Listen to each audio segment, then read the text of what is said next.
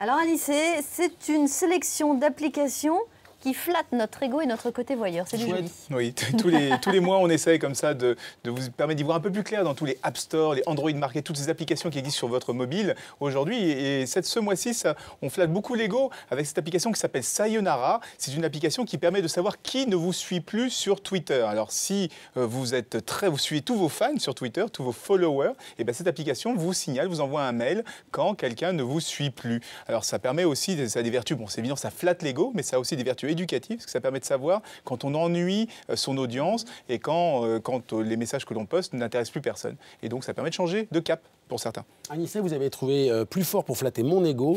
Je peux me prendre en photo, mais depuis les airs. Oui, alors ça c'est très pratique. C'est une application qui s'appelle Fromi. Fromi, pourquoi? Parce qu'on lance son téléphone en l'air et avec le gyroscope et avec le capteur d'inclinaison, il déclenche l'obturateur que quand l'objectif vous regarde. Donc vous pouvez lancer votre appareil photo comme ça en l'air et il vous prend des photos de haut. Alors je pense que cette application-là, vaut mieux l'utiliser dans son lit avec un gros matelas. Sinon on a des grandes chances de casser son téléphone portable et j'imagine qu'elle doit être créée par un fabricant d'écran ou un réparateur de téléphone quand même cette appli. Mais bon, ça permet de faire des photos assez surprenantes quand même.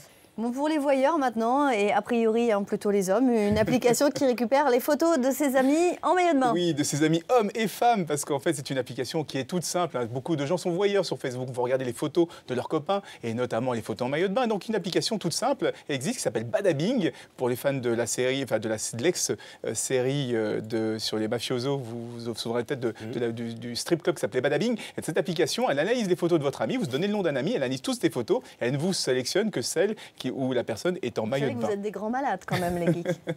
Non, on aime bien les belles personnes. Ouais. Que faire je ne sais plus ce que je vais dire. Comment savoir ce que fait Karine de Ménonville dans les bureaux quand elle n'est pas à l'antenne? Eh bien, vous avez la solution. Même si elle n'est pas en maillot de bain, Karine de Ménonville, il existe des applications aujourd'hui encore plus voyeuses, celles qui permettent de savoir ce qui se passe dans les bureaux du monde entier. Alors, c'est une application qui s'appelle WorldCam. On suffit de taper, nous on l'a essayé sur BFM TV, on a tapé BFM TV, regardez les photos qui nous montrent. Là, c'est les escaliers qui escaladent la façade de notre immeuble. On a des photos dans la rédaction, des bureaux de la rédaction. On a énormément de photos comme ça. Il suffit de taper le nom d'un bâtiment public et on a des photos qui ont été prises à l'intérieur. Ça fonctionne grâce à Instagram. Instagram a un système de géolocalisation de toutes vos photos.